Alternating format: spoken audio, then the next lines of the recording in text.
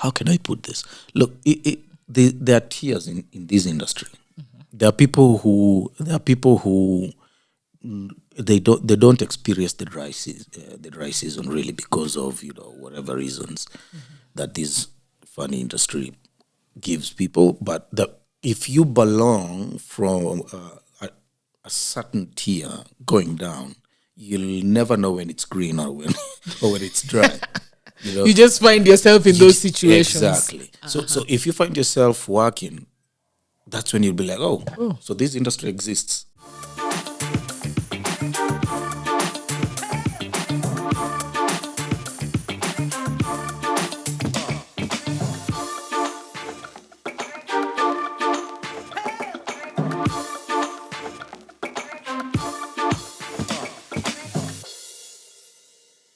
What's up, guys, and welcome to the Artsin Show. My name is Chepto Ekboyo, and finally, guys, we are in season 3, sitting down with amazing actors, producers, filmmakers, all around, just guys in the industry. Today, we have Paul Ogola, who calls himself just an actor. Welcome to the show, Paul. Thank you so much.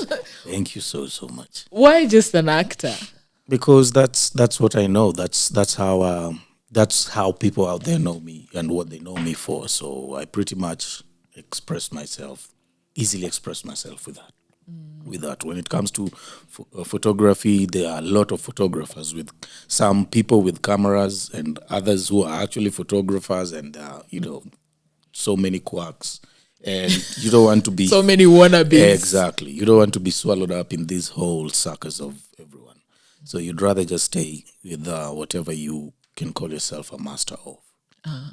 Yeah. Paul, at what point of your life did you know acting was for you? On a very honest note, I think I pretty much defined that acting is what I want to specialize in when I was in high school, because that's the first time ever I interacted with what I'd call professional face of acting. Because when I joined high school, I found an acting club for the first time. Okay. Like, since when I was in primary, I was performing, I was entertaining, I was dancing these traditional folk songs, and the drama fests, music festivals, yes. And I pretty much wouldn't place. We didn't act much, but Sunday school, we did some skits, and for me, it was just today we are going to have fun because there are some visitors coming to visit our church, and we've been told to perform some poems and some dances. So for us, it was pretty much just a play, fun. Yes. Yeah. And after that, we are going to eat. So that's something. Yeah. So that was the catalyst of this whole thing. Yeah. So we were having fun when we were doing it, and we could get ladies our age checking us out, because when you perform and the pastors, like, and I like that our church. Yeah. So I couldn't define what that was until high school, and I saw people acting, and I was like, day one of my admission, that's when I pretty much joined the rehearsals. Club. Exactly. Yeah. So for that year, I got an opportunity to attend the drama festivals and saw what this thing is all about, and the thrill and the energies and the fun in it. That's when I was like, this is what I want to do. So year in, year out, throughout my 4 years in high school, I was always in the drama club. And when I'm not in the drama club, I was playing basketball, point guard. Ooh. Yeah, and so just alternating these outgoing adventurous events. But when it came to drama club season, drama festival season, that was just a whole new level of enthusiasm. So that's when I pretty much said, I'm going to take this route. You're going to take it seriously. Yes, I'm going to take it seriously. So it progressed up to the first time ever I got a main role in any performance in my life was in Form 4.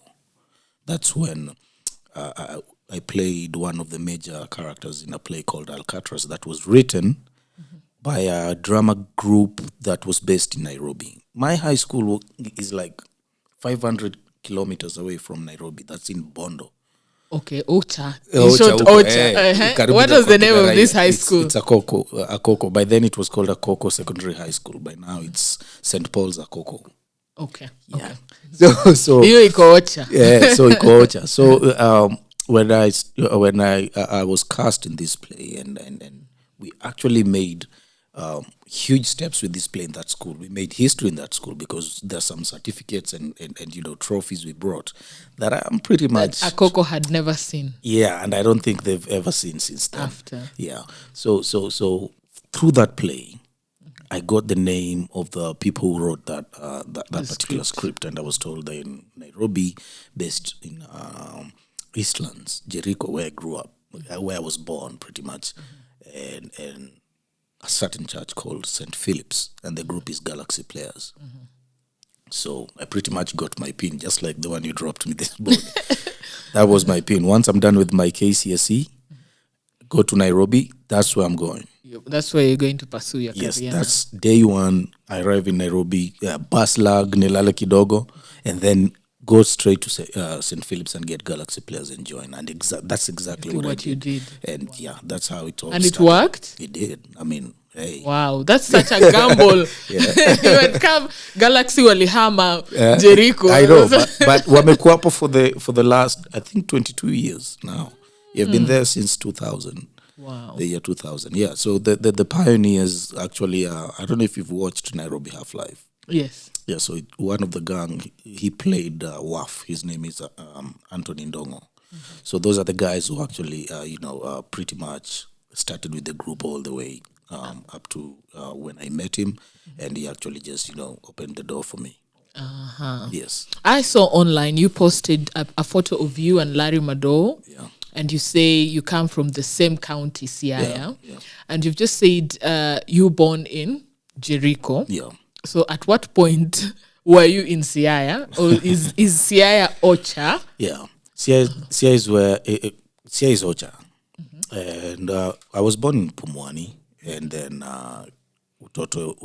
my childhood happened in Jericho. That's where pretty much I did my childhood before I joined school. Okay. So when it was time for me to join school, my mom thought it fit for us to, learn to for some reason that era, parents used to take kids to study in Ocha. Yes. I really they have different reasons. You know. Some of them are personal, some of them are, economical. You just exactly. Never know. Yeah. And some of them are just pretty much social, like I just want my child to, both lives. Yeah. So I pretty much feel like mine was a cocktail of all that, and I really appreciate. I was afraid when you said you coming from high school to Jericho. I assumed umelelewa Ocha, then you're coming to join this jungle in Jericho, and you don't know Jericho, but at least now technically that's what it is, because I pretty much cannot construct a whole paragraph of my life in Jericho. Yes. Then you're pretty young. Yeah. I can't construct a whole paragraph. I can remember faces, but I can't tell you of a story about, something that happened when you're young. Yeah. When some of my peers talk about wakienda kukula puru up in the stroll area and all that, I don't remember that. Yeah, so for me, I pretty much can write a whole book of my life in Siaya and Izo, just like Kisumu and all that stuff. So yeah, so I did my whole primary school in Siaya and Bondo. Yeah. So after my high school, that's when, as it was a policy with my grandfather and my grandmother, that you can only transfer to Nairobi after your high school. Yes. So after figure out your life now. You're free. Exactly. So after that, after my KCSE, that's when I pretty much crossed over and came to Nairobi, and pretty much inject myself into this now professional journey of acting professional journey. And it started at St. Philip's. Now acting worked well, and I first knew of you because of Sense8. when the Wachowski sisters or brothers? Sisters now. When the Wachowski sisters were in the country, Yes. it was a big deal. This is the Hollywood film currently filming in Kenya, and you're playing the role of Jella on the series. Yes. Did you know you're going to play the main character, being part of the main, ama when you're auditioning, you just knew it is a role? You're going to do it. I was used to be thought of as a, not even a second fiddle, but well, yeah. So come audition for this role, and if you get it, you get it. If you don't get it, well, So I didn't really expect it to be such a huge role when Nini Washira got called me in for the audition. So went in, auditioned the first time, and just shrugged. Just it like off. any other audition, Yeah, you because- forget and move on. Yes. Well, yeah. You will call me Okisawa. So went back to where to the other work that I resorted from because I had Other quit. things you're doing. Yeah, pretty much technically I had quit acting. Ah. Yeah, after why? that was after Nairobi Half-Life. Nothing Yes. was coming. Oh, yeah. It was dry season, by the way, that time. Not really. This industry can be so ruthless. Yeah. you Yeah. know. At some point, At some point, it was really dry. yeah. How can I put this? Look, there are tiers in this industry. There are people who they don't experience the dry season really because of whatever reasons that this funny industry gives people. But if you belong from a certain tier going down, you'll never know when it's green or when it's dry. You just find yourself in those situations. Exactly. So if you find yourself working, that's when you'll be like, oh. So this industry exists. Because now you'll meet people who are always busy. Okay. I understand. So and a good example right now are very few skilled crew members. These people are rotated on sets. So this production ends, they automatically know where they're going next. Yes. So they're using the same exact people and new Skilled breeds. people, yes. Wako sasa kwa hiyo ever on dry spell. Yes, the new breed who unless you join Yes. the skilled, yes, it's hard for you to make unless you join the skilled and the connected and the friends and the cliques and the Yeah, me and cartel. I didn't want to think You didn't want to say the yeah, word. but it's a whole. There's a director of mine. I think you know Victor Bear. Oh, yes. Victor Bear anazitanga projects za chama. Unless uko kwa hiyo ule chama, you are fanya. jobless, right? Yeah. So if you don't, if you're a person who doesn't, conforms to cliques and all that, I'm sorry for you. But for these skilled crew members who are very strategic, very smart people who knew that yes, I have a skill, but I know you people don't respect skill alone. I'll come with my stuff. Just like you right now, if somebody wants to have a podcast, you have your gear. I'm coming with everything. Yes. I'm even editing. So for somebody, people to come and tell I just need your lights, I need your camera, and you'll be like, nah, You won't bring as much money. Yeah, that's not my package. Bring full package. Yeah, bring full package because I am the presenter too. So Yes. So let's talk about this package. So these people actually packaged themselves, these crew members packaged themselves that way. And that's very witty of them. Yeah. So for them, and they're good at what they do, for them, they have to appear on these different sets of people who can pretty much afford them, their red cards, and their professionalism. Red cards, I don't believe this industry pretty much has a problem affording you financially. It's affording you professionally. That's where the problem comes That's in. where it comes in. Yeah, because it's a whole conversation.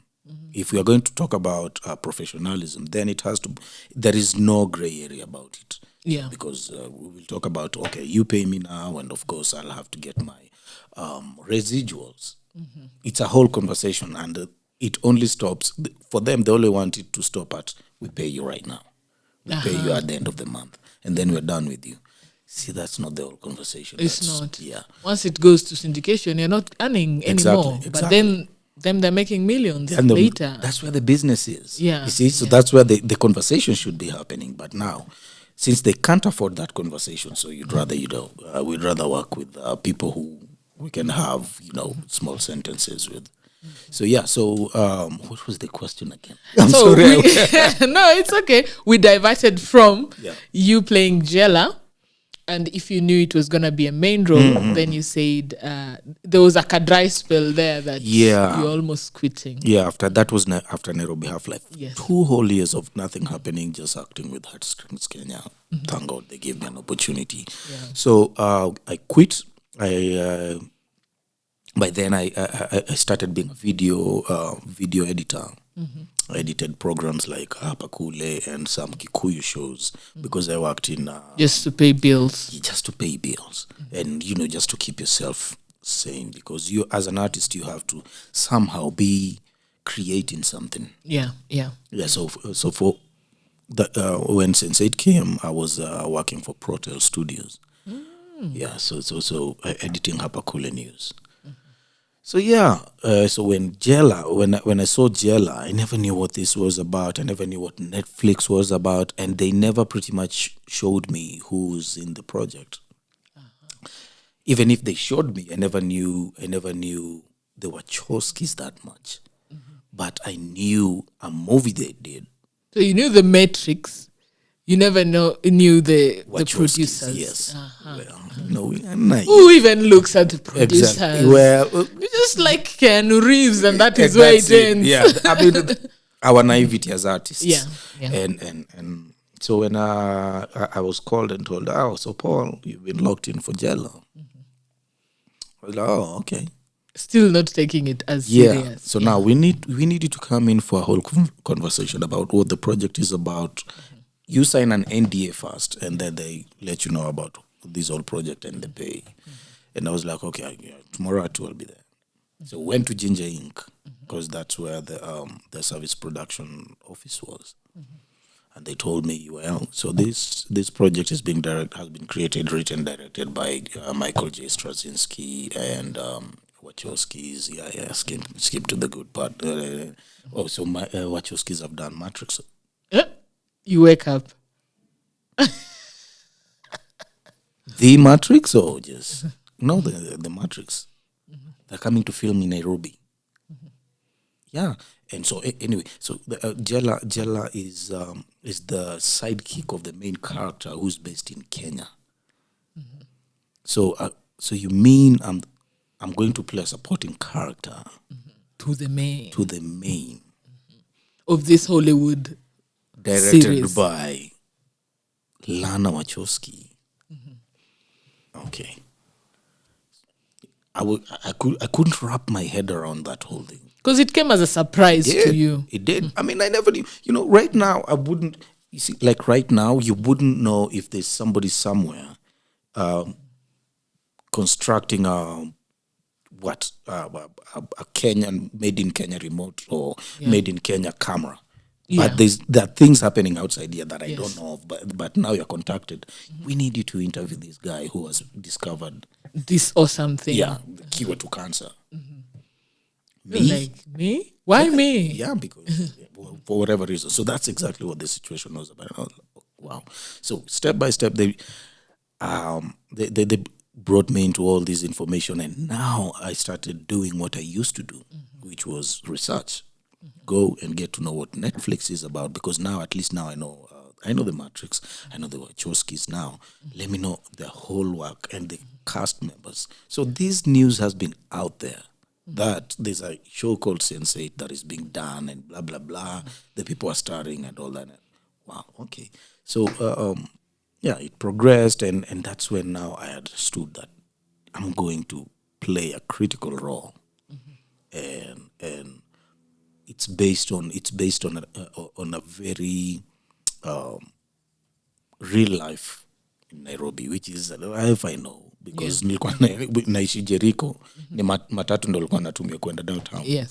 So I knew Makangas, what they do, and so I was like, okay, so this is an opportunity for me to speak, for these touts to speak, for these touts to live, for these touts to, that's how I took it. And yeah, that's the path I took with it. And the excitement came after the production, during the rap party. That's when I was like, I did that. And they showed us the first footage of the Nairobi scenes. I was like, this thing is going to be worldwide. Yeah. And it became big. The show had legions of fans, season 1, season 2. And then later we received bad news that the show was cancelled. Yes. So were you guys told in advance, or did you see it online? Well, we were... Let me just recall. No, I saw it online. We saw it online. Then online job yako imeisha. Like, the show is cancelled. But why? Let me see. But then I came and read about why it was cancelled, and pretty much made sense to me. And at the end of the day, this is business. Yeah. So I was like, okay, so if that's the case, then thank God I've met people I met. Thank God I've made friends I made. Yeah. I've met the best fans I can ever ask for. And it's all up to Netflix, and they've spoken. So we just shrugged it off and moved on with life. Yes. Yeah.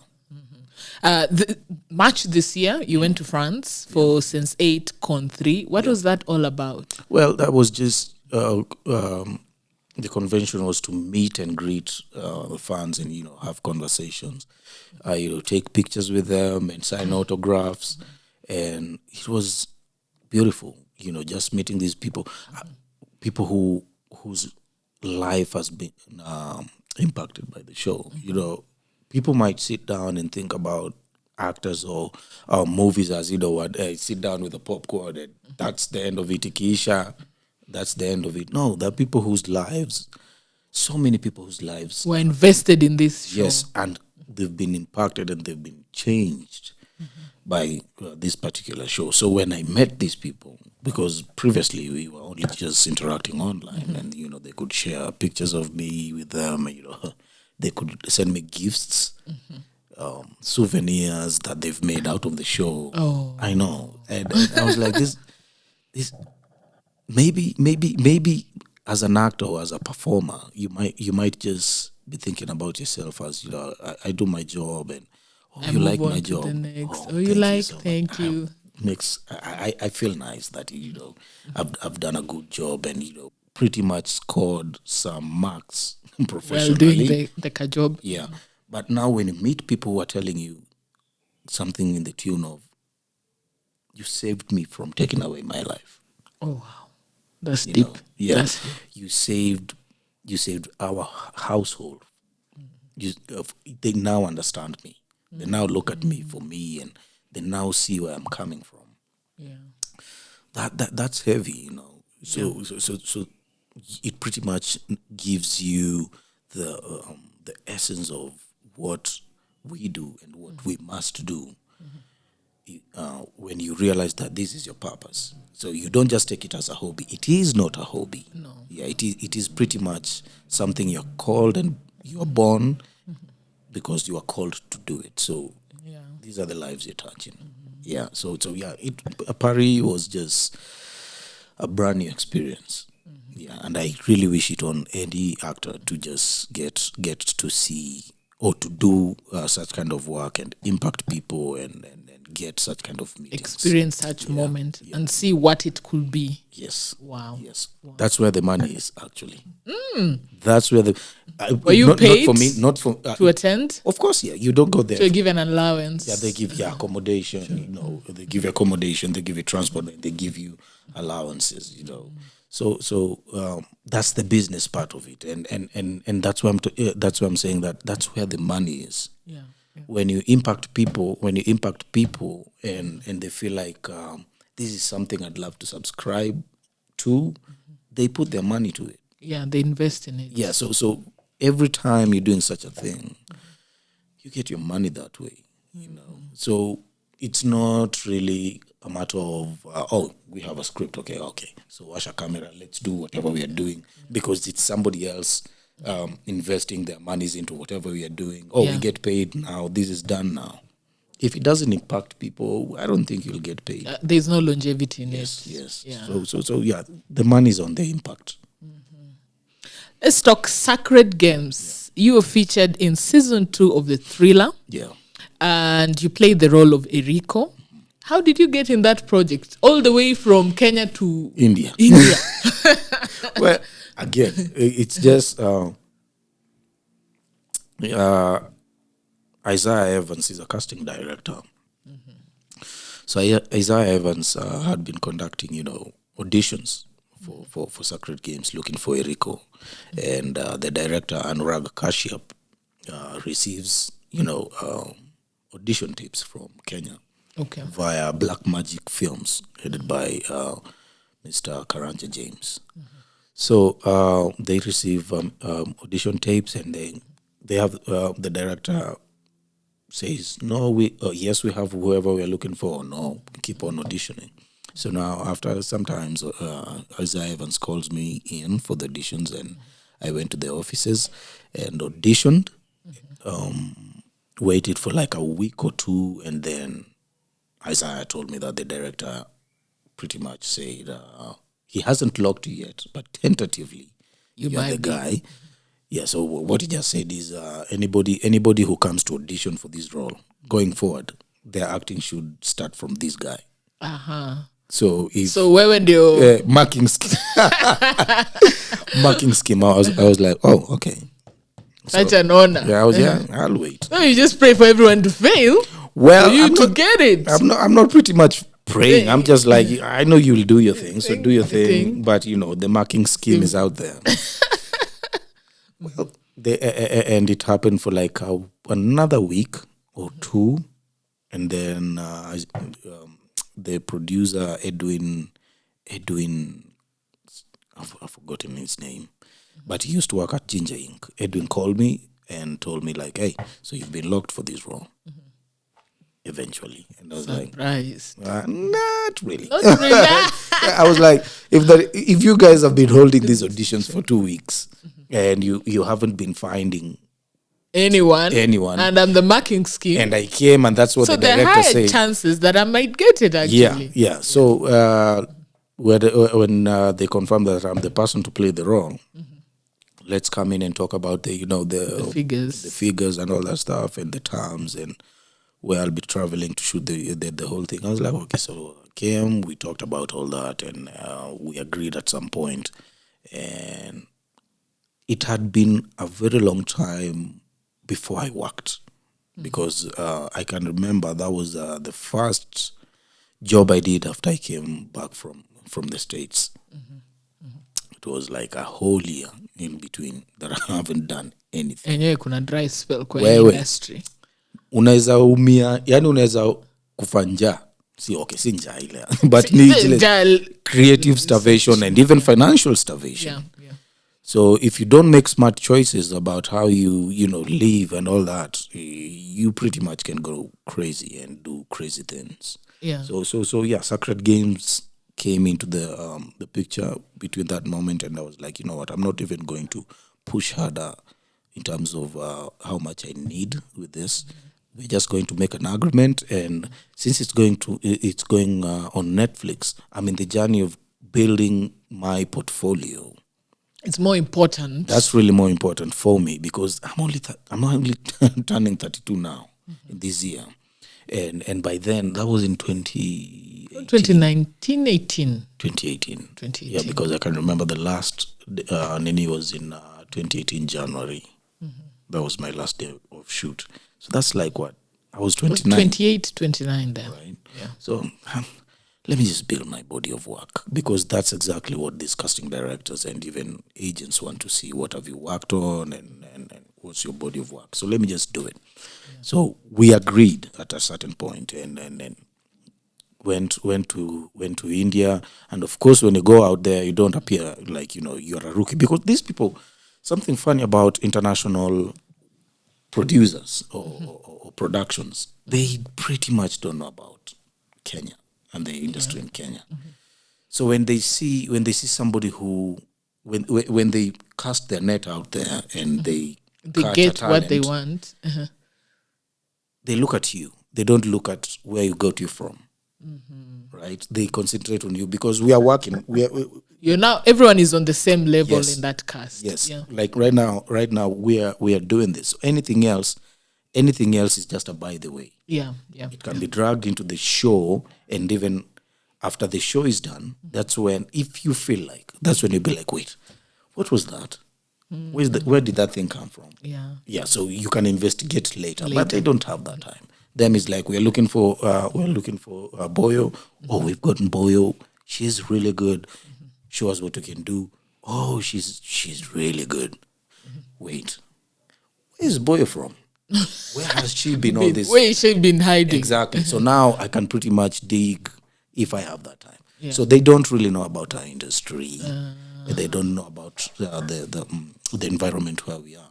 So when they run across people like me, and you have to pitch yourself again, all from start to end.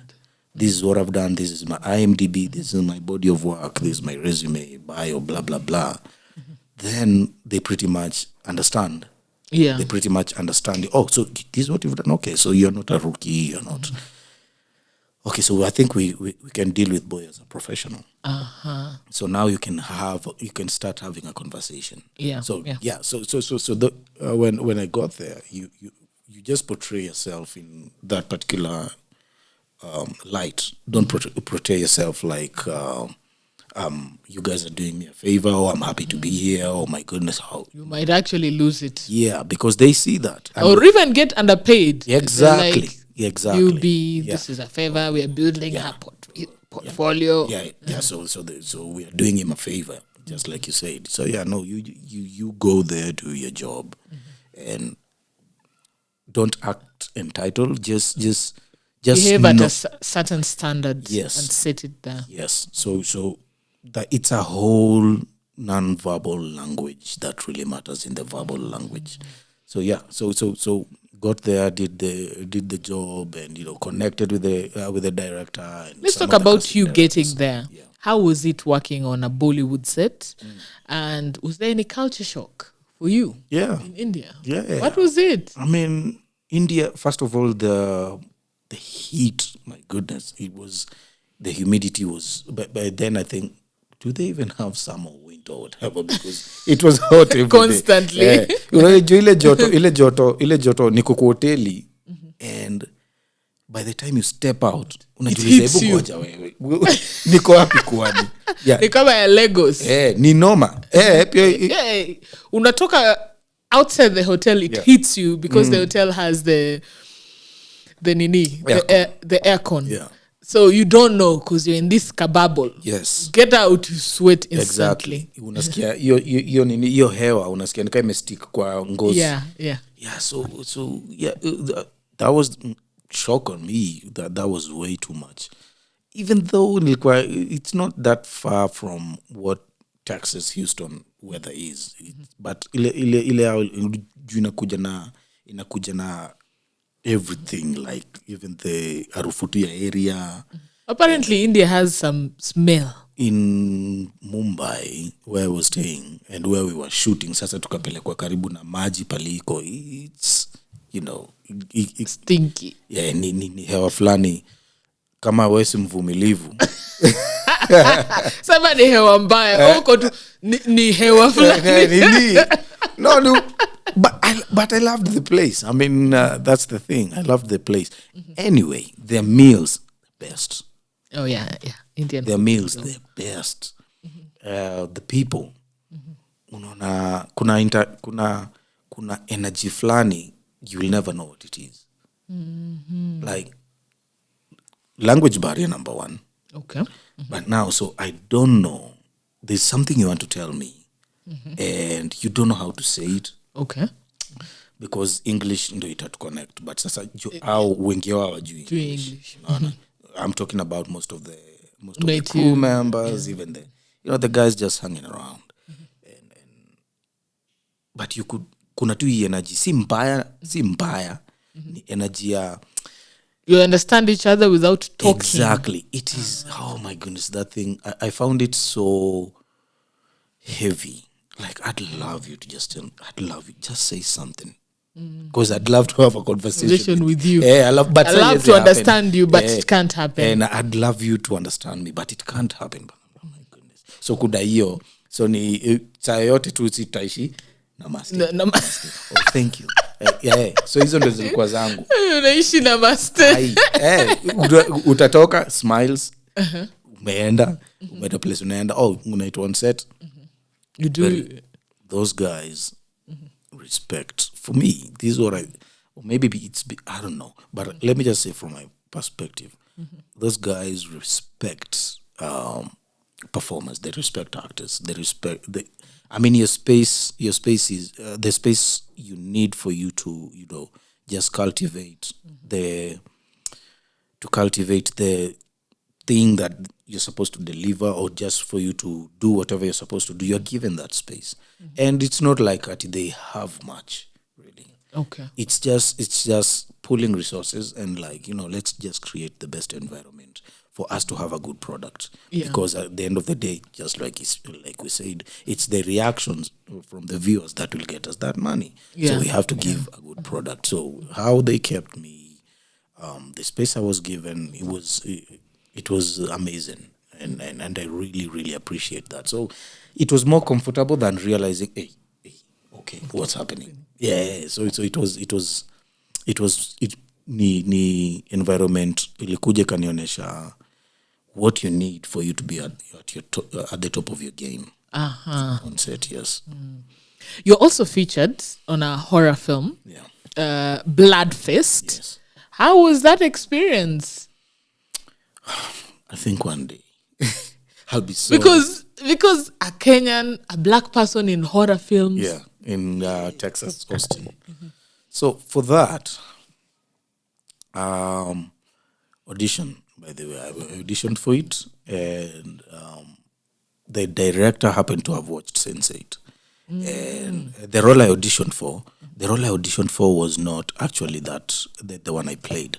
The role I auditioned for was the one that the guy from Spider-Man Homecoming, Spider-Man, any Spider-Man that Tom Holland has played, the sidekick, that guy. I don't know if you've watched any of the Spider-Man. I have watched His name, I'm just forgetting his name. on the trailer. Is it the big guy? The big guy. Yeah. So him. The comical one. Him. In the yeah. Yes. So he's the guy who actually finally played that role. So I auditioned for that role, and the director was like, "Oh, I know this guy. He's from Sense8. I should have watched. He learned, and he loved it, and he was like, you know what? Let us get you to play a certain role called Billy. Okay. Yeah, let us get you a role called Billy. So just audition for this role and send us the tape. Let's see how you will execute." So this role is what took you to Texas. Yeah, this role is what? No, this role is. You're already in Texas. Texas. It found me in Texas. Oh, it found you in Texas. Yes. What were you doing in Texas? Texas was just one of the pit stops I took in the States, because my sister lives in Texas. It had been a long time when we saw each other. So you had gone to visit her? I went to visit her. You were just on your cat thing in the US? I went to visit her. That was after my cat thing in the US. Which was this cat thing in the US? Well, the cat thing in the US was post-production for Sense8 Season 2. The premiere for Sense8 Season 2 in New York. And of course, a workshop in Hollywood, acting workshop, masterclass actually. Okay. Yeah, so that's pretty much what took me to the States. Acting workshop, premiere, and post-production services for Sense8 Season 2, and preparation for Season 3, because by then we never knew. It was still... Yeah, so that pretty much what took me to LA. Then you diverted to visit your sister. Yes, when I'm done with all this, then I was like, oh, I miss these ladies. Let me just go. I have to go to Houston. Went to Houston, visited a little bit of master classes, then came back home. And then in 2019, went back. After they picked you for the horror. That was after. Yeah, that was after that was the first visit in 2017. Yes. So came back, spent the whole of 2018 in Kenya. Then 2019 went back.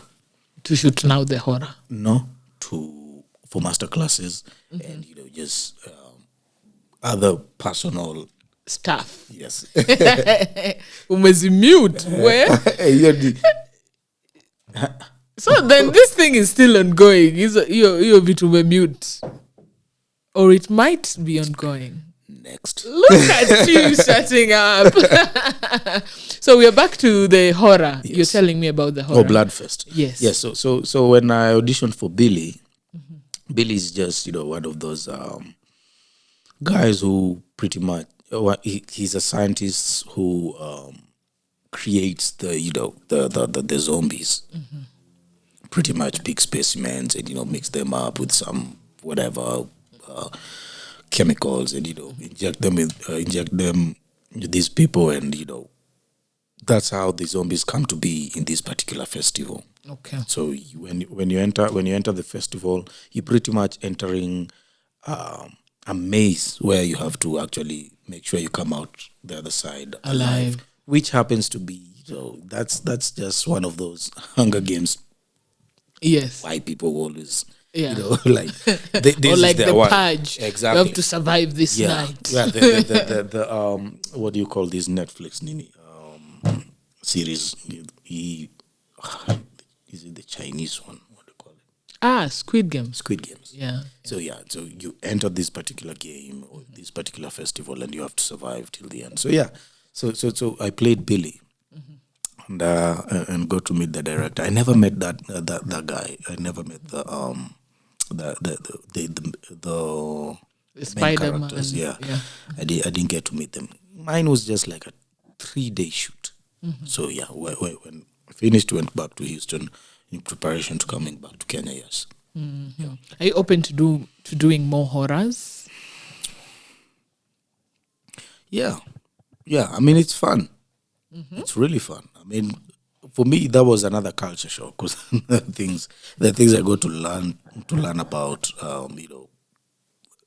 what they consider their horror, and it was interesting that zombie thing and how they create that environment, how the aesthetics of that particular set and how they just operating and the professionalism, how these art directors are actually brilliant at what they do. Yeah.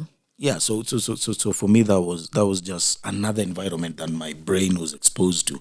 Well, I used to see them on some of these BTS videos. Yeah. And now this one, I was watching them in their element when they're creating a grave and somebody's like punching their hand. You can actually see, so this is how you do it. So you pass a pipe where they can breathe from underground. Oh, wow, okay. Guys are really invested. So so you just bring your A game too. Even though what they really consider much inside, the reason why I didn't play that character, that the one with the Spider-Man guy who took it, is you have to get the dialect right. You have to get that's a come on. Yes. Yeah. So when you get to Rome, you gotta do what the Romans do. Yeah. So you have to be Romans. So yeah. So I had a very short time for me to tell them that I'm going to get the accent right now. So he told me that you're going to play this role because this role it's pretty much physical and you can he's stationary. Yeah. And he has few lines. And it's easy to gamble with a person. An engineer can be anyone. How many can be engineer? Yes. There's that typecast of Indians and Africans, Chinese Nigerians. and Nigerians. Exactly. Those are the most red people. Techies and stuff. Yeah. So I played Billy and it was fun for me. You also wrote 2 short films, Kiasi and Heart Heart. Will we see a third short film soon? I have a full feature and a short film in my archives, and I'm not even in a rush to produce them because in this industry, I've approached people, telling them that I have this script. What do you think? Let's collaborate and shoot it. And by the way, manze to shoot, yeah, kuchochana, Like kuchochana, aina anything. And when that has happened so many times, and when kuchoka nilikuja tunga, you know what?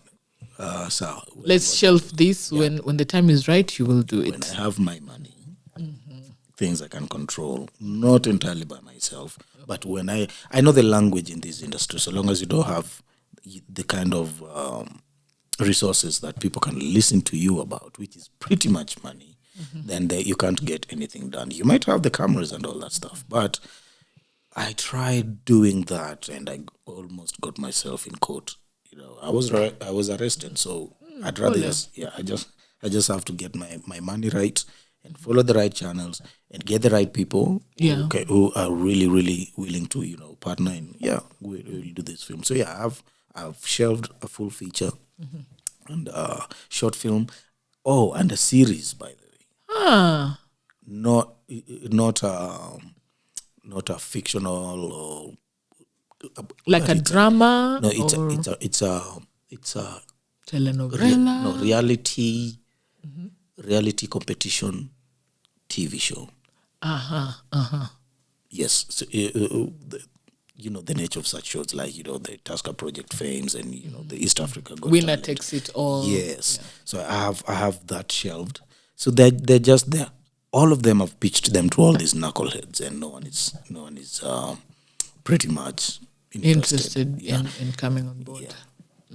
So for whatever reasons, and I'm pretty sure it's not creative. Okay, maybe selfish reasons. Well, it's pretty much selfish. That's what that's the fuel in this industry.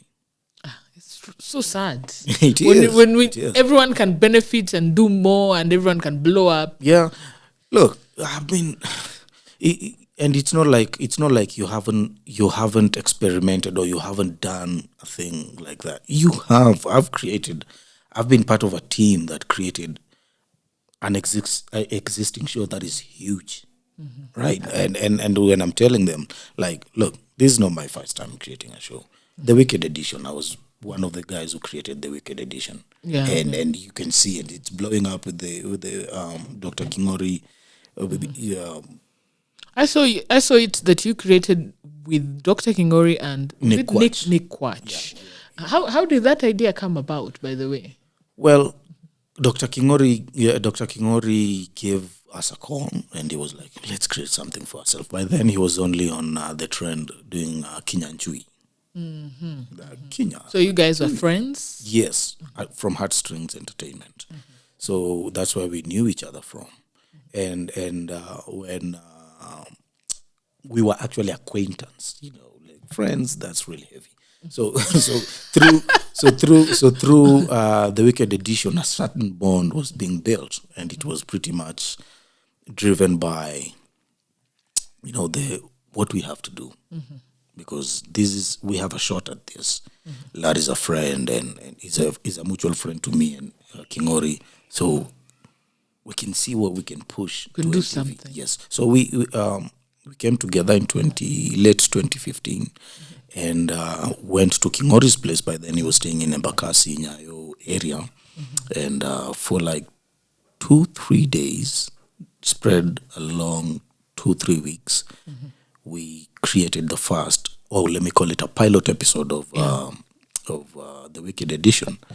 And I knew very well that the next year I want to be in Kenya because that's when everything else was aligning itself for me to go to the States, for me to go to Berlin first for Berlinale acting workshop, and then after that go to Berlin for a read-through, season 2, script read-through, and then eventually after that I was going to the States. So I knew I won't be there, but I was like, let's just do this because I'm telling you. So for So the you reasons, sat down for these Yeah. days, you Yes. created it. we created it and prayed so much that this thing works, because my joy, personally, my joy was to see friends doing something great, and at least on a payroll. Friends winning, in short. Yes, I mean, for me, that's something I was praying for, and till date, I'm always thanking God for these friends that have won and are still winning, because of this show or via this show and whatever. So that's pretty much what pushed us, and we created the show, and come the next year, started my Your globe acting trotting, thing. Yeah. and I through somebody else telling me that, asking me where am I, why am I not signing contract? I was like, what contract? So you did it as a goodwill, left it. I did it. Look, they didn't know that, but I did, like, guys, let's do this. Let's do this. Let's get ourselves this slot and just create a bonkers show. Yeah. Our legacy. Let me Yes. put it at that. It happens, you check out, Yes, people are signing contracts, you are nowhere. I'm nowhere, and the guys are like, well, where I am? Like, I'm not in Kenya. And what contract are you talking about? No, we are signing contracts because the show has been taken. Oh, shit. No, it's out. Yeah. I'm like, oh, really? Okay. I never knew about that. All right, you guys have a kick-ass station with this whole thing, and yeah, that's how it all happened. Wow. And you just left it like that, if you too. Because the intention was you doing it like Yeah, that. I mean, I didn't even have much energy to start seeking explanations and all that. And even after all that, I came back and worked. He came back again and begged me for another Project. project to do be part of a group, creative team that to create his special, his stand-up comedy special, his first ever stand-up comedy, 1 hour special. We did that, and of course, BS came out of that, and that's when I was like, you know what, I don't want to see you on my face. Okay. Yeah. Gotcha. So we've created stuff. I've created stuff. I have stuff, and so I pretty much can vouch for when I'm presenting something to a friend. I'm telling you, there's something we can do here. So it's not pretty much what I'm looking for. Ati tupate pesa kutoka kwa kwa Boyo, you give us 2 million and 20. No, I know what we can do with whatever I'm pitching. Yeah. Let's create something good for the people. Yes. Let's talk about this amazing series. You're the prosecutor, crime and justice. What do you enjoy the most about doing this series? The voice of being the voice that we wish we had in the justice system. Yes. Somebody who pretty much abides by the law and pushes as much as possible to have justice happening to victims. Yeah. It is tough for such a person to exist because the forces that he's against really. There are too many. Yes, and it's so much friendly fire. Yeah. If you've seen season 2, how it's ending, it's so much friendly fire that if you think you are a team with people who are seeking justice, there's somebody inside there who's pretty much planted to disintegrate the whole organization. Yes. Yeah. So Prosecutor Socorro is one of those people in the legal or the judiciary who's pretty much, guys, let's do this. Even my boss, I really believe that my boss, me and my boss, we are actually for the same cause. Up until you get that my boss is pretty much, sabotaging the exactly. efforts. Yeah, so now you're like, okay, so how do we even do this? So I'm enjoying that particular role because it's a voice that any compassionate or passionate person about justice and injustice would want to speak about the Boniface Mwangis of this life, Yeah. they tell themselves kwa nyumba, kwa bedroom, kwa akili, they are screaming their heads out about justice. But now I have this opportunity to actually just speak it out there through this lens. Yeah. Yeah, so They're living through you. yes, so I have that opportunity. That's how I actually approach that role. Like, when you, that's the energy I'm giving each and every delivery. Yes, so yeah, I'm pretty much fulfilling. I find a lot of fulfillment playing that role. Yeah. The series season 2 has just ended. Which has been your favorite episode, starting from 1 to 2? Pick one. Oh my goodness! Favorite episode. I mean, all of them. Let me. I can't settle on one. I can't settle on one. But as an actor, I'd go for episode 6, season 2. Wow. I'd go for episode 6, season 2. With the Why that episode? For those who have not watched it. Without spoiling, it's it's a story that it's a very, very recent story, and I followed that story up to almost its latest stage in real life. That particular headline up to its latest stage, and when I saw the script. Is this about the Kiambu murders? I don't want to do. I don't want to do. I don't want to talk about. No, I don't want.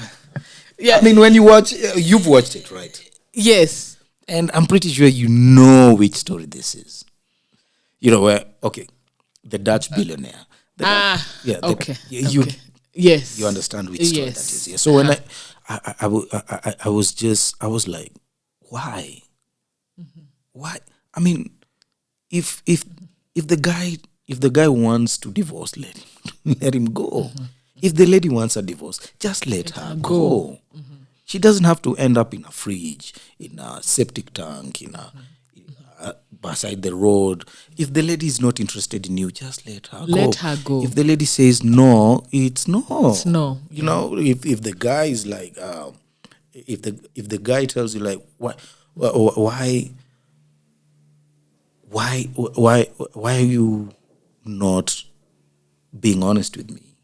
If we have been in a relationship, tell me we've been in a relationship, or we've not been in a relationship, but you've been just, dragging me along. Yeah. Just be honest and say, like, you know what? Oh, this is not working now. Exactly. Just be honest. And the guy should be like, he should be in a position to be like, to accept it. Yeah. Count my losses and go, because at least we are both alive. Yeah. So now when I saw that story, and I was like, this. It's something that could be avoidable. Yes, there's a lot to say about this story. There's a lot to say in this episode, and the way it was written, the way it was performed, and I saw the cast members, and my first interaction with some of the guest cast like Zita Morrison and Jimmy Gathu. For me, that was just, as a performer, that was something. The ultimate beautiful. episode. I was like, yeah, this is the environment. This is the performance environment that I really loved out of all these episodes. You posted online, you're friends with Boniface Mwangi. Yes. And you posted online, he's helped you morally, physically, and monetarily. Yeah. What did you mean by that? I mean, Bonnie, when it comes to financial help, was when I was going for Berlinale. That was in 2016-19. I couldn't. Berlinale, when you qualify, they only tell you like, now listen, so you're going to take care of your flight, and we have your accommodation and your upkeep money, a little bit of pocket money. We'll meet you halfway. So if you're going to spend 150,000 Kenyan shillings, they will give you back 75,000 Kenyan shillings. Okay. So I was supposed to look for the extra cash. Yes. So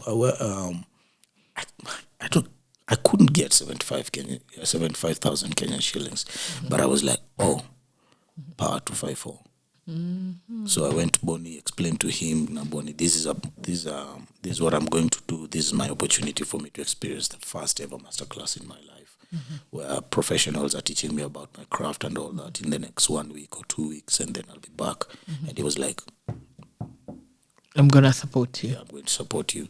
I'll give you 50,000 Kenyan shillings. And I know, this is now the moral side, I know you can get that money back. So I'm giving you this as a loan. So that you don't see that, so that you pretty much get that feeling. Hunger. Yes, like, yes, I'm helping. You have to do this. But know that this money has to come back. Yeah, it didn't come easy. It's not about the money. It's about you have to keep on fighting. Yes. Go get your education. When you come back, render services to people, get your money back, and you know be a responsible human being, and just give back the money. It doesn't have to come back as 50 exact one-time payment. Yeah. You can give back. You can give 10, 5, as long as it comes back. Yes, but you see, it's the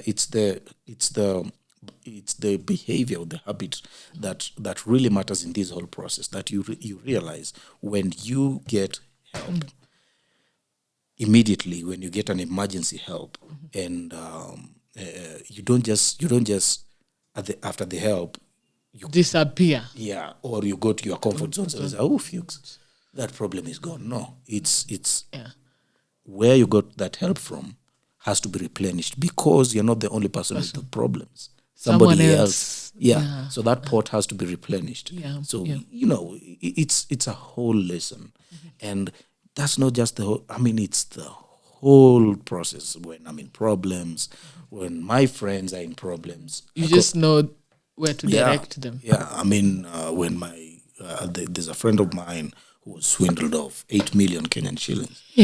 I know. So when he came to Kenya, I think I will sleep the whole month. Right? I don't want to think about that. Where? So the person who swindled this money went into hiding, and the guy had all the attempts to try, all the legal attempts to try and get this money back, or even get this person so that this person can, give him back the money. The man went into hiding, and he had spent a lot of money already trying to, the you spend even more money trying to get the same money. Yes. So when he gave up, I was like, no, don't give up. Let me give a call to a friend of mine. And when I gave Boni a call, Boni was interested in this story, and he said, you know what, Kenyan diaspora people are losing hope investing in Kenya because of such kind of people. So we have to do this story and get this person out of the hiding. And the day Boni posted this story, the guy came out of hiding. Kwani alikuwa amejificha wapi huko?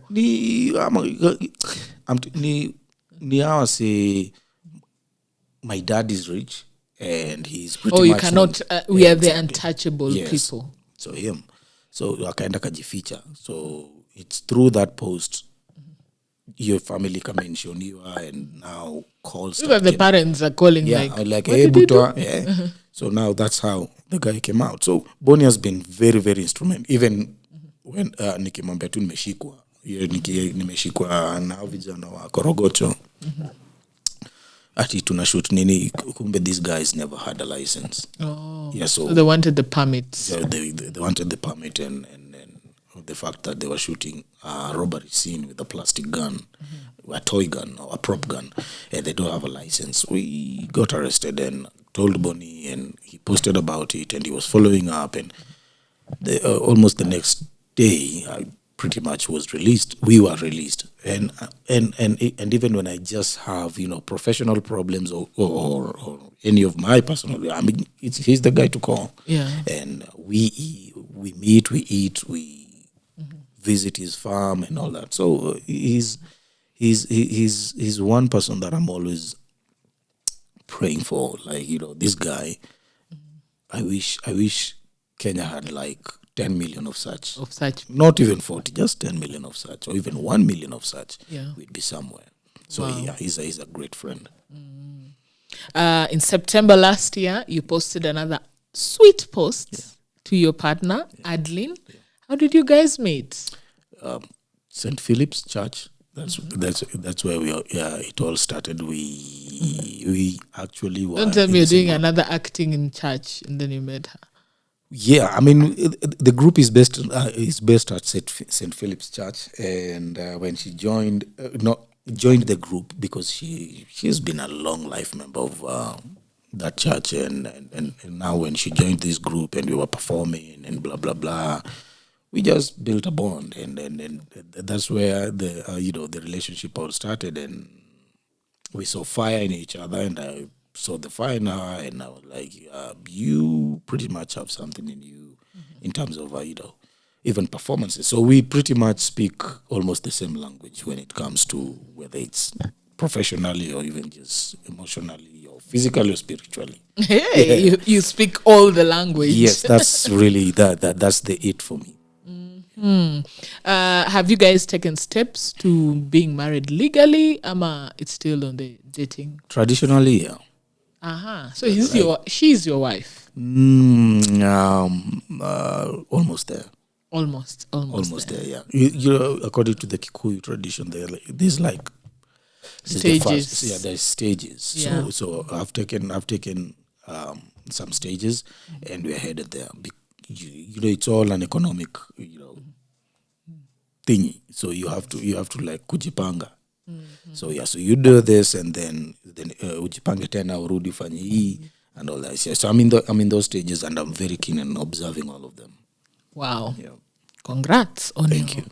maybe upcoming wedding. Yeah. You lost your grandma, Pole Sana.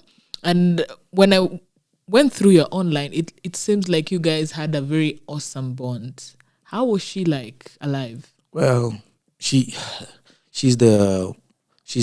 was, or she is still the support system that I really counted on. Because she really understood my journey from utotoni all the way up to her last breath. I mean, we were just automatically, bonded, because when I was born, after a week, my mother was admitted, and she stayed under the machine, this life supporting machine, for like for quite some time. In ICU. Yes. So when immediately I was born, I was Taken to your grandma's. yeah. It's my grandmother who was taking care of me all the way. So she is your mom. She is. I mean, I used to call her mama. She's your Yeah, and even when I was growing up, I used to call my mother by her name. Yeah, until siku moja tukachapwa na kwa yangu, huyu ni mama yako. I was like, so sasa ndo tukaanza kuenda mama. My mom, and my grandmother mama. Yeah. So my journey with my grandmother was one special thing. Like even how the way it started is almost, actually it is when I was born, she's the one who actually took care of you. Primary to high school, you stayed with her. Yes. So she's your mama. She's my mama. She took care of me that way. Yeah. And to her last days, I was the one who took care of her. Oh, that's up nice. until her last heartbeat. That's so nice. So I really want to talk about it, because it hit hard. Yeah, it takes me to a very, yeah. Paul Sana.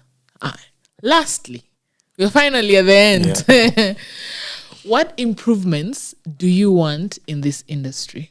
People should know their jobs. I mean, let's be honest. People should know their jobs, and not just 17 people. Not everyone who claims to be in this industry should know their damn job. Like, we don't have so many productions going on, good productions going on, because not so many people know what they're supposed to be doing. Oh, they play their roles. Yes. And if only we could have, look at it this way, if only we could have the crime and justice, like 10 crime and justices, right? It would be so far. 10 single kiasis, right? At least 10 single kiasis. That quality, that performance, that if we could have 10 of them per year. Wow. Films, if we could have films, those monumental films that this country has had. Produced. If we had like 10 of them each and every year, doing rounds in festivals, making noise about this Kenyan film from Kenya, the Oscars, the what is of this country. If we had like 5 of them making rounds in festivals, all this noise gets us notice. Yes. All this noise gets us business. It gets us all. Yes, of course. There's the downside part of the government not supporting fully or strategically supporting the industry. But wait, Or just creating structures that works well with the industry. Yes. But you see, the government, they are just the government. Yeah. But you as a practitioner, what are you doing to make sure that this industry is respected? That when a government body like KFC gives you money, which is a very good thing they did to some of these production houses, they were given money to shoot films. Show them the returns. Show them how much Kenyans can actually invest, give the money to whatever we do. Show them the numbers. That's what these people are looking for. That's what Netflix is looking for. That's what Showmax is looking for. That's what the government wants. These are business people. Yes. So that cannot happen until we know what the craft is about. You must understand your craft. You must spend time, money, energy, spirit. Give it 110%. This is all you. Yeah, this is what you're called to do. Do it. Do it. Yeah. But kama bado tunadanganyana na sijui ati umetoka na hii kamera juu kuna script Paul amekupatia tuendo, and you don't know why this thing has to be done. You don't know why you're doing it, but since niko na kamera poa kama hii, let's just shoot it. People will like it. How a show is color graded, how it's shot, how people are performing, how it's been lit. You're like, oh, guys, when you're saying that issue ni mbaya na mnaongea tu juu ya actors, kumbe pengine unaweza kati unajiuliza pengine si actor. Yeah. Have you ever thought that what was the planning before? Yeah. What are these conditions actors are put in as they're working? Yes. Who's the scriptwriter? Who's the scriptwriter? What was the set like? What was the mood? It's so much. This is the script, yes. I read it and ask you, what's the inspiration behind the script? What do you want the script to achieve? Then you take like 20 minutes thinking about what the inspiration. Then you're like, why is it even here on the table? Unaona, like where this whole story, Mukindiliza, why am I talking this way? I know where I'm coming from. Yes. The inspiration behind my vigor and the reason why I have to give my best is to pretty much show that we are capable. We are just clouded by nonsense. So anytime I'm exploding out there, or I'm saying something, or I'm expressing myself, I'm trying to show you whatever you think you can find in South Africa, Nigeria, Ghana. It's here. It's here. We just have to be better. Yes, you just have to see us. And now that you've seen us, I turn back to my brothers and sisters and like, guys, we have all the eyes. Because Netflix just gave 33 million Kenyan shillings for the next productions to happen and train other actors. And they're giving more money for such productions to happen. And the quickest people to pull the plug, if you're not making financial sense or economical sense, guess it's who? Netflix. Showmax. YouTube. And anybody else. Yeah. They can easily pull the plug. Definitely. They've pulled the plug on established productions by people like Stephen Carell and Sense8, the Wachowskis. What makes you think that Kenya we can survive with nonsense? If you want have to success, two things. If you want success, it's always somebody defined it that success is when preparation meets opportunity, or opportunity meets preparation. Right? So we have this opportunity. This is not YouTube for free. This is not Facebook for free. This is Netflix. And they've given the money. My sister, you better be ready. You better bring it, because I want you to. Of course, I don't know if you've watched some of the South African films. I have. Oh my goodness! Not comparing, but I'm like, these guys are not here to joke. Well, they're not. I was sorry to compare, but I was watching Kenya's Salem, and I used to be, actually I am still the fan of Gomorrah. I'm like, guys, well, I played the fifth. Watch how your sentence share. I haven't watched Gomorrah. You should watch it. And I pledged to start watching Salem last week until something came in between. But I'm going to start to watch. Salem is not a bad production, but comparing it to the adaptation.